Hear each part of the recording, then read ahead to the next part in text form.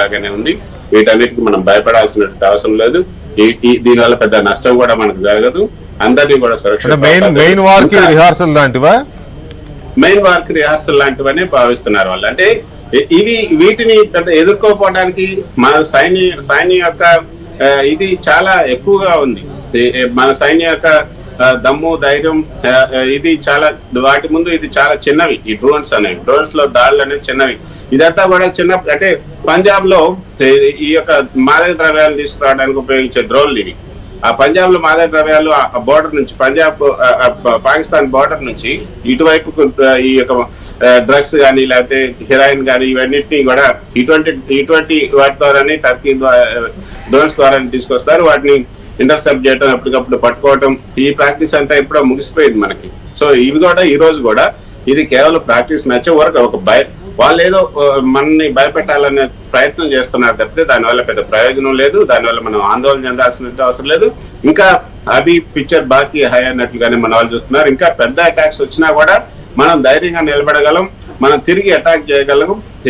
కాబట్టి మన సైనిక సామర్థ్యాన్ని తక్కువగా అంచనా వేయకండి మీరు. సో మీరు ఈ యొక్క ఇప్పుడు జరిగేదంతా కూడా చాలా చిన్న విషయాలని కూడా చెప్తున్నారు. మరి వాళ్ళు అంటే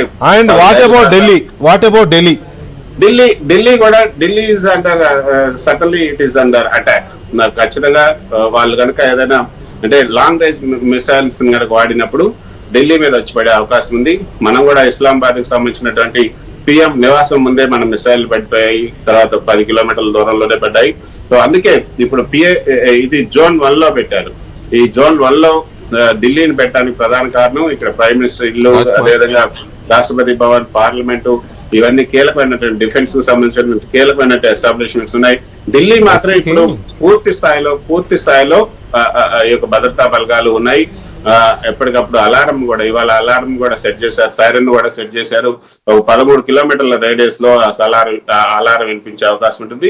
సో అంటే పక్కన ఉన్నటువంటి బోర్డర్ లో ఉన్నటువంటి గ్రామాల వైపు లేదా అటువైపు ఈ మిసైల్స్ వచ్చినప్పుడే మన సుదర్శన్ చక్ర వాటిని నిర్వీర్యం చేయగలిగినప్పుడు కొంచెం టైం పడుతుంది. కాబట్టి ఢిల్లీ వరకు రావడానికి ఈ లోపు ఐరన్ డోమ్ లాంటి మన ఏదైతే ఈ యొక్క ఎయిర్ డిఫెన్స్ సిస్టమ్ ఉందో అది ఖచ్చితంగా వాటిని నిర్వీర్యం చేయగలదు. పైగా ప్రైమ్ మినిస్టర్ నివాసం దగ్గర, రాష్ట్రపతి నివాసం దగ్గర ఇంకా ఎక్కువగా వాటిని నిఘా ఉంచారు. పైగా ఎయిర్ డిఫెన్స్ ఇది కూడా ఎక్కువగా ఉంది. కాబట్టి దానికి ఏం ప్రాబ్లం లేదు. కాకపోతే ఏంటంటే మన దగ్గర కూడా వచ్చేసారన్న ఒక మాట అయితే వస్తుంది తప్పితే దానివల్ల పెద్ద నష్టం, దాన్ని ఖచ్చితంగా నిర్వీర్యం చేయగలుగుతారు. ఇప్పుడు ఇది ఇంకా కొనసాగే అవకాశం ఉంది. ఇంకా వారం పాటు లేదా 10 రోజుల పాటు ఇంకా ఇటువంటి చిన్న పిల్ల శాస్త్రం లాంటివి ఇవి చేస్తూనే ఉంటారు పాకిస్తాన్.